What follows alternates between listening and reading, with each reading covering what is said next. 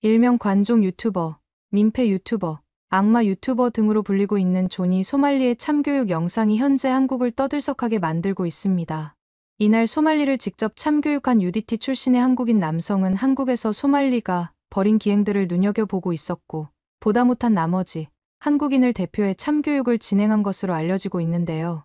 물론 해당 남성이 물리적으로 사적 제재를 가한 것이 옳은가에 대한 의견은 분분한 상황이지만, 소말리가 그만큼 한국에서 전 국민을 상대로 도발 행위를 벌였다는 점에 대해서는 이견이 없을 것으로 보입니다. 한편 소말리의 각종 민폐 행위들은 현재는 삭제된 소말리의 유튜브 채널을 통해 그대로 송출되었고, 경찰 역시 소말리가 진행한 방송에서 각종 불법 행위를 포착해 수사에 착수한 상황인데요. 이로 인해 현재 소말리에게는 출국 정지 조치가 내려진 상태입니다. 이렇게 한국에서 말도 안 되는 각종 기행을 벌인 소말리에게 피해를 받은 피해자들 중에서는 캐나다 국적의 외국인 여성도 있었는데요. 해당 여성은 당시 존이 소말리로부터 각종 피해를 받았다며 호소하고 있으며, 사건 직후 올린 여러 영상과 커뮤니티 글이 퍼지면서 전 세계적으로 화제가 되고 있습니다. 그렇다면 해당 피해자 여성이 작성한 글을 함께 알아보러 가실까요? 안녕하세요. 저는 대학생 스트리머 레이첼이에요. 평소에는 게임 스트리밍이나 일상 브이로그를 주로 하는데, 오늘은 제가 한국에서 겪은 특별한 이야기를 들려드리려고 해요. 어렸을 때부터 K-팝의 열렬한 팬이었던 저는 자연스럽게 한국이라는 나라에 관심을 갖게 됐어요. 음악뿐만 아니라 드라마, 예능, 음식 문화까지 모든 게 매력적으로 느껴졌거든요. 그러던 중에 제가 스트리밍하면서 알게 된 친구들과 우연히 한국 여행 얘기가 나왔어요. 마이크, 에밀리, 제이슨과 함께 디스코드에서 여행 계획을 세우다가 제이슨이 정말 좋은 제안을 했죠. 캠핑카를 빌려서 한국을 일주하자는 거였어요. 여러 도시들을 2, 3일씩 머물면서 현지 문화도 체험하고 맛있는 음식도 먹고 그 모든 걸 스트리밍으로 중계하기로 했죠. 머물렀던 도시들 중에 특히 전주가 기억에 남네요. 전주 한옥마을에서 한복을 입고 돌아다니다 보면 마치 제가 한국의 공주가 된 것 같은 느낌이었거든요. 그렇게 저희 특별한 한국 여행의 최종 목적지는 바로 서울이었어요. 마지막 목적지인 서울에 도착했을 때 저는 정말 설렜어요. 한국의 다른 도시들도 멋졌지만 서울은 뭔가 특별했거든요. 그 중에서도 특히 홍대는 꼭 가보고 싶었어요. 하지만 여기서부터 문제가 시작됐죠.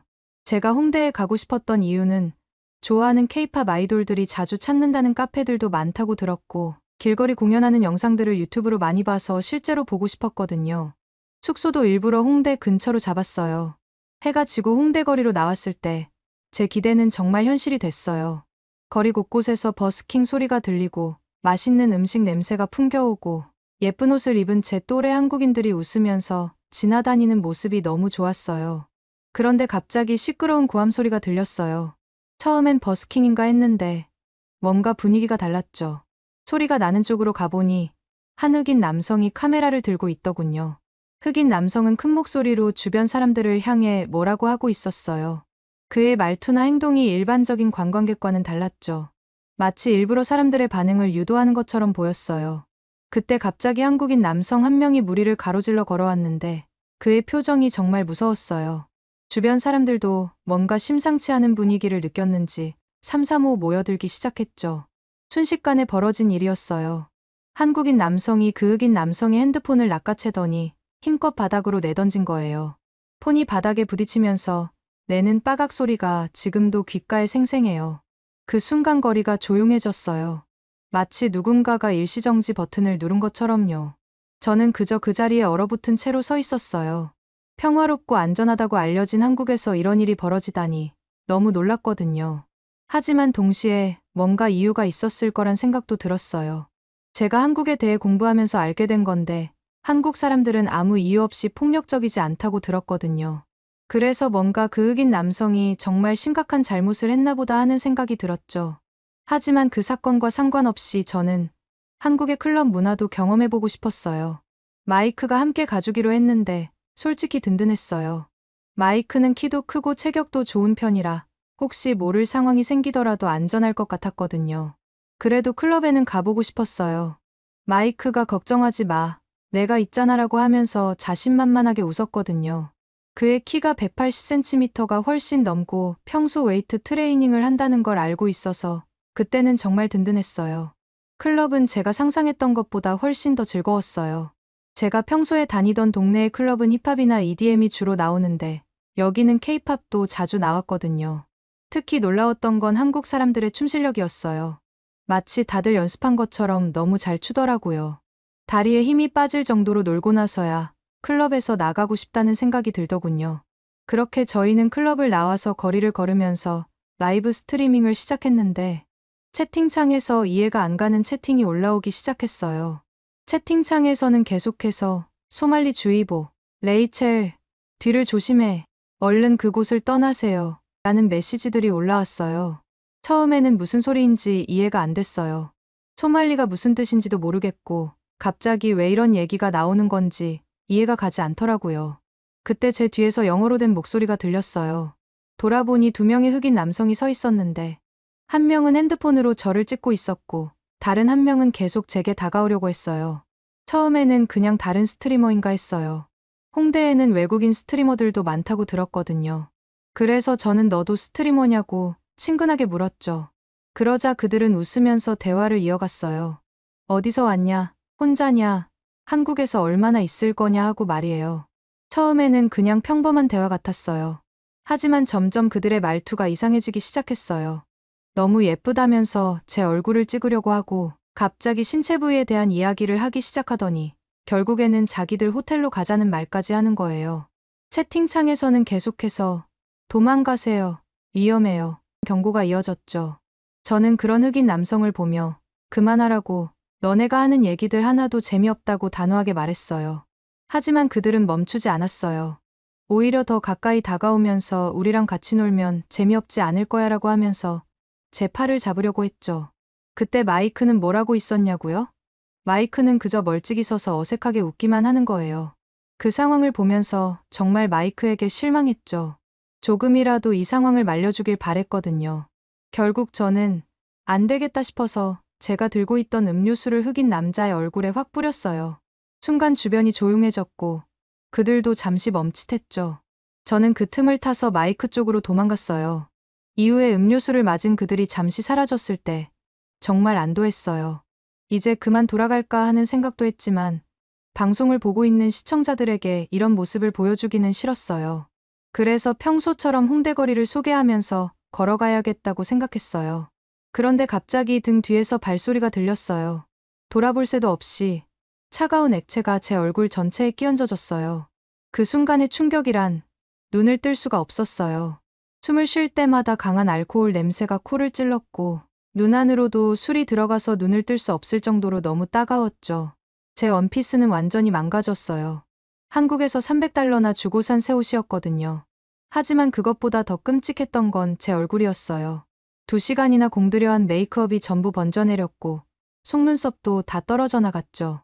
머리카락은 소주 냄새로 끈적거렸고 향수 냄새는 온데간데 없이 사라졌어요. 그 순간 정말 모욕감과 분노가 치밀어 올랐어요.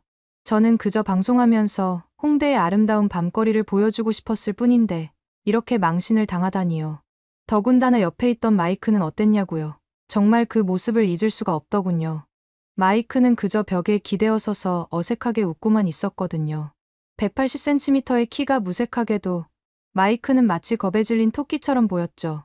저는 떨리는 목소리로 내가 뭘 잘못해서 이러는 거냐고 너네들 미쳤냐고 소리쳤어요.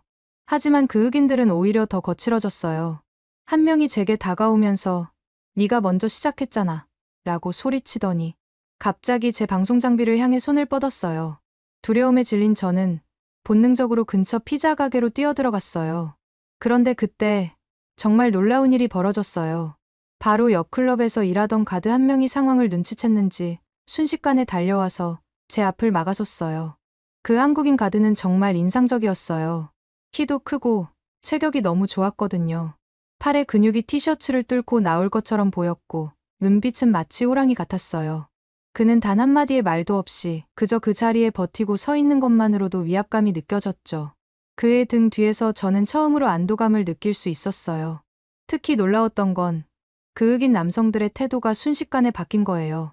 아까까지만 해도 저를 위협하던 그들이 이제는 한 발자국씩 물러나고 있었거든요. 한국인 가드는 간단한 영어로 괜찮냐고 물어봤어요.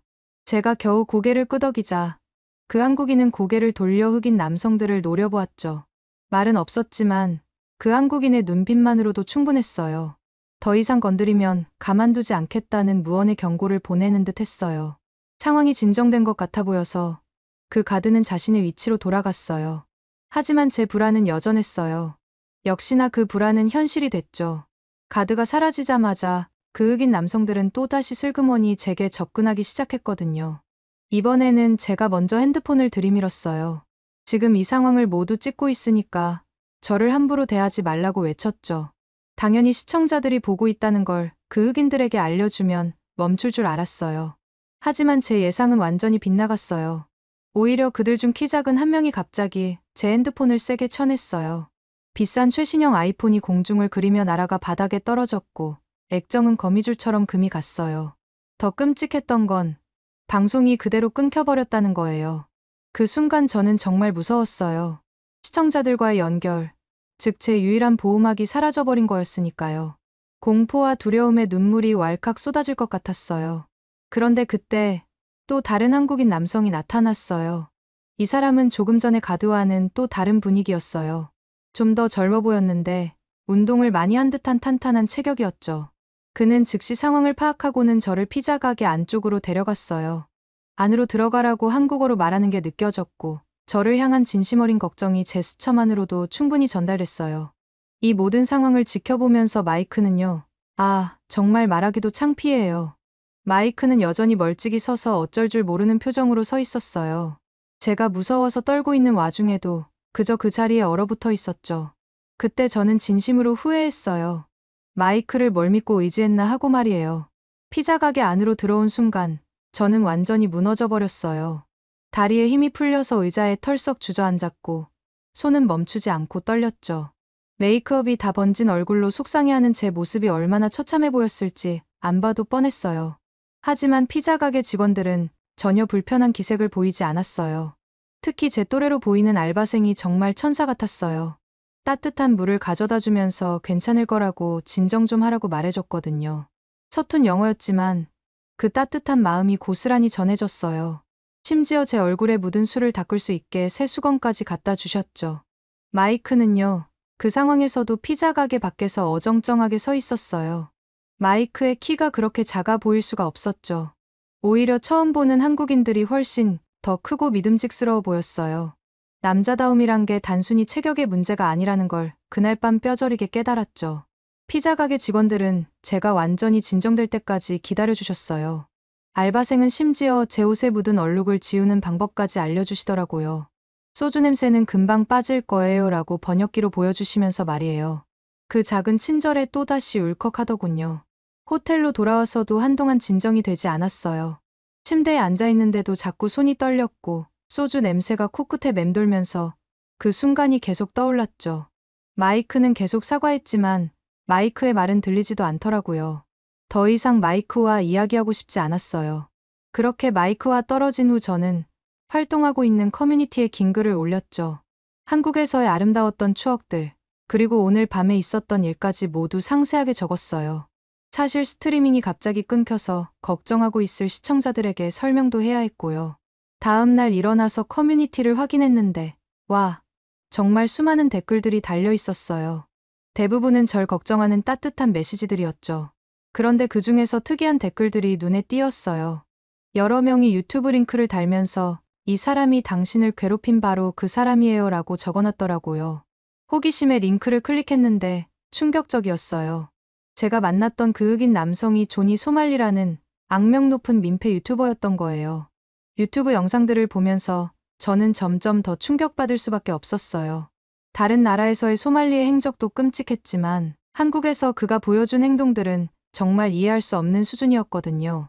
소말리의 악행은 전 세계를 무대로 했더라고요. 올해 3월 태국에서는 방콕의 거리를 활보하면서 행인들에게 시비를 걸고 현지인들을 향해 차별적인 발언을 쏟아냈대요.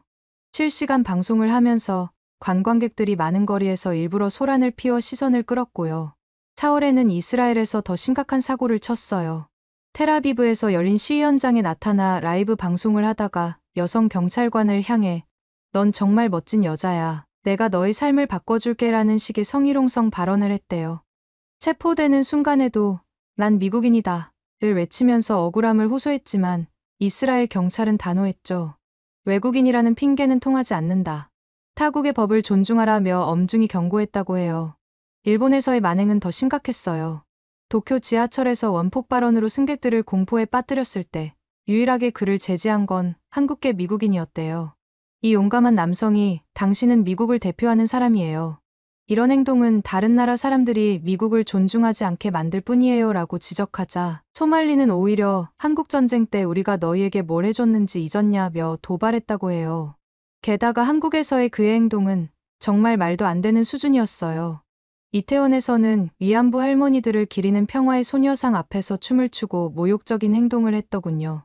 한 편의점에서는 연세가 지긋하신 여성 직원에게 음료수를 던지고 라면을 바닥에 쏟아버렸죠. 지하철과 버스에서는 고의로 음란물을 틀어서 승객들을 불편하게 했고요. 영상들을 보면서 가장 충격적이었던 건 소말리가 한국의 법과 공권력을 얼마나 우습게 여겼는지였어요. 문제가 생길 때마다 그는 미국 여권을 내밀면서 자기는 미국인이라는 걸 강하게 주장하더라고요. 마치 그게 모든 잘못을 덮을 수 있는 면죄부라도 되는 것처럼요. 하지만 한국인들은 달랐어요. 제가 본 영상 중에는 그가 홍대에서 여성을 괴롭히다가 한 남성에게 기습적으로 한 방 맞는 장면이 있었는데 그게 바로 제가 소말리를 마주쳤던 그날 봤던 장면이었던 거죠. 결국 화난 한국인들에게 쫓기던 소말리는 안 되겠는지 그가 그토록 무시하고 조롱하던 경찰에게 보호를 요청했더군요. 하필 그렇게 무시하던 한국 경찰에게 도움을 청해야 했다니 운명의 장난 같지 않나요? 더 웃긴 건 경찰 보호를 받으면서도 그의 오만한 태도는 여전했다는 거예요. 나는 마치 존 F 케네디 같은 존재다.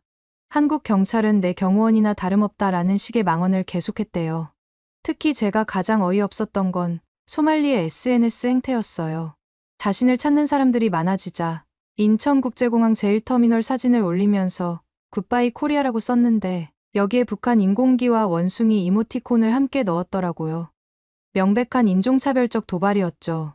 거기다 아베 신조의 사진까지 올리면서 당신을 위해 한국인들을 물리쳤다는 망언까지 썼대요. 하지만 이건 모두 허세였어요. 실제로 그는 서울 동대문 근처의 한 쉐어하우스에 숨어 있었거든요. 그것도 모자라 부계정으로 라이브 방송을 하면서 계속해서 한국과 한국인들을 조롱했다고 해요. 아사히 맥주를 마시면서 독도는 다케시마라고 외치고 한국인들의 교육 수준이 낮아서 폭력적이라는 식의 모욕적인 발언을 이어갔고요. 그러다 결국 소말리의 오만함이 그의 발목을 잡았어요. 쉐어하우스에서 라이브 방송을 하던 중 피자를 주문하면서 자신이 있는 건물의 구조와 위치를 무심코 노출시켰거든요. 시청자들은 즉시 그 영상을 캡처했고 정보는 순식간에 퍼져나갔죠. 이 소식을 들은 격투기 유튜버가 소말리를 찾아내는 사람에게 200만 원의 현상금을 걸었고 여러 사람들이 그를 찾아 나섰어요. 특히 UDT 출신의 한 유튜버는 직접 잠복 수사에 나섰다고 해요. 31일 아침 마침내 결정적인 순간이 왔어요. 송파구의 한 빌딩 엘리베이터에서 소말리를 쫓던 UDT 출신 한국인 유튜버와 소말리가 마주쳤죠. 처음에 소말리는 찍지 말라며 어디 가냐고 묻는 한국인 유튜버의 말을 장난스럽게 무시하며 평소처럼 깐족거렸지만 겁에 질린 게 눈에 보이더군요. 진정한 공포를 느낀 거죠. 그러면서도 전혀 멈추지 않는 깐죽거림 끝에 결국 폭발한 UDT 출신 한국인 유튜버는 소말리에게 발차기를 날렸고 그렇게 소말리는 참교육을 당했습니다. 갑자기 제압당한 소말리는 비명을 지르며 찍지마라고 소리쳤지만 이미 늦었죠. 현장에 출동한 경찰이 그들을 말리면서 상황은 일단락됐지만 소말리에게는 더 큰 문제가 기다리고 있었어요. 경찰은 그동안 그가 저지른 업무방해와 마약류 관리법 위반 혐의에 대해 조사를 시작했거든요. 특히 마약 관련 증거가 결정적이었어요. 소말리가 자신의 라이브 방송에서 금지 약물을 사용하는 장면이 그대로 찍혔고 한국 네티즌들이 이 장면들을 모두 캡처해서 증거로 제출했거든요. 경찰은 즉시 출국 정지 조치를 내렸고 이제 소말리는 한국을 빠져나갈 수도 없는 처지가 됐어요. 도망갈 곳이 사라진 거죠. 이렇게 소말리가 한국에서 참교육을 받은 영상이 해외 커뮤니티에 퍼지자 전 세계 네티즌들의 폭발적인 반응이 이어졌어요. 많은 해외 네티즌들이 한국인들의 대응을 응원했는데 어떻게 보면 당연한 거죠. 한국인들은 정말 친절하고 배려심 많은 사람들이지만 그들의 인내심을 시험하면 어떤 결과가 나오는지 이제 알게 됐겠지. 군대를 다녀온 한국 남자들을 건드린 게 최대의 실수였다. 이래서 한국이 세계에서 가장 안전한 나라 중 하나인 거야. 정의 구현에 망설임이 없거든 이라는 댓글들이 수만 개의 좋아요를 받았더라고요. 특히 그동안 소말리의 기행으로 고통받았던 국가들의 반응이 뜨거웠죠. 일본의 한 네티즌은 우리나라에서는 경찰이 그를 체포했다가 가벼운 벌금형으로 풀어줬는데 한국은 달랐다. 시민들이 직접 나서서 잘못을 바로잡는 모습이 부럽다고 했고, 다른 일본 네티즌은 한국인들의 정의감이 마침내 이 악명 높은 트롤러를 멈추게 했다며 찬사를 보냈어요. 태국의 네티즌들도 방콕에서 그가 저지른 행패를 생각하면 정말 화가 나는데 한국인들이 우리의 분노까지 대신 풀어줬다. 이제 그는 아시아에서 더 이상 설 자리가 없을 것이라며 통쾌해했죠. 이스라엘 커뮤니티에서는 더 강렬한 반응이 나왔어요. 우리나라에서 여성 경찰관을 성희롱했을 때 더 강하게 처벌했어야 했는데 한국인들이 우리의 숙제까지 해결해줬다. 이제야 제대로 된 교훈을 받았겠지. 한국 사람들 정말 멋있다는 반응들이 쏟아졌죠. 특히 인상적이었던 건 전 세계 스트리머들의 반응이었어요. 많은 스트리머들이 소말리 같은 사람 때문에 우리 직업이 나쁘게 보일까봐 걱정했는데 한국에서 마침내 그의 행각이 막을 내렸다. 한국의 법 집행과 시민 의식을 전 세계가 배워야 한다며 한국의 대응을 적극 지지했대요. 미국 내 커뮤니티의 반응은 더 강력했어요. 흑인 커뮤니티와 유대인 커뮤니티에서는 너는 우리의 일원이 아니다라며 등을 돌렸고, 심지어 그가 미국 시민권자라고 주장한 것도 거짓말이었음이 밝혀졌죠. 특히 한국의 네티즌들은 정말 대단했어요. FBI도 울고 갈 정도로 철저하게 소말리의 거짓말을 파헤치고 증거를 수집했거든요. 그의 본명이 램지 칼리드 이스마엘이라는 것, 미국 시민권자가 아닌 영주권자라는 것, 심지어 과거의 범죄 이력까지 모두 찾아냈어요. 결국 부계정을 포함한 소말리의 모든 유튜브 계정들은 완전히 삭제됐고 그토록 자랑하던 수익 창출도 불가능해졌어요. 더 이상 한국을 조롱하며 돈을 벌 수 없게 된 거죠. 팬데믹 이후 외국인 범죄가 증가하는 상황에서 이번 사건은 한국에서 법은 모두에게 공평하게 적용된다는 걸 보여준 중요한 사례가 됐어요. 사실 UDT 출신의 유튜버가 소말리를 참교육할 때 소말리를 보호해주는 듯한 모습도 보이던데 저는 살짝 아쉽기도 했어요. 저럴 땐 살짝 눈 감아주는 것도 괜찮잖아요. 암튼 이제 소말리는 자신의 행동에 대한 책임을 져야 해요. 한국은 관대한 나라지만 법을 어기고 시민들을 괴롭히는 사람에게는 단호하다는 걸 그가 뼈저리게 느꼈을 것 같아요. 저는 이 사건을 통해 한국이라는 나라가 얼마나 특별한지 다시 한번 깨달았어요. 평화를 사랑하지만 불의에는 굴하지 않는 나라, 외국인을 환대하지만 법 질서는 반드시 지켜야 한다고 믿는 나라. 제가 겪은 그 무서운 경험조차도 이제는 이런 한국의 모습을 더 깊이 이해하게 된 소중한 계기가 된 것 같아요. 그래서 그러는데 여러분들은 소말리가 어떤 처벌을 받아야 한다고 생각하시나요? 오늘의 사연은 어떠셨나요? 오늘의 사연이 마음에 드셨다면 좋아요만 한번 눌러주세요. 1초밖에 안 걸리지만 좋아요를 한번 눌러주시면 더 좋은 사연을 소개해드리는데 큰 힘이 된답니다. 긴 영상 시청해주셔서 감사합니다. 오늘도 행복한 하루 보내세요.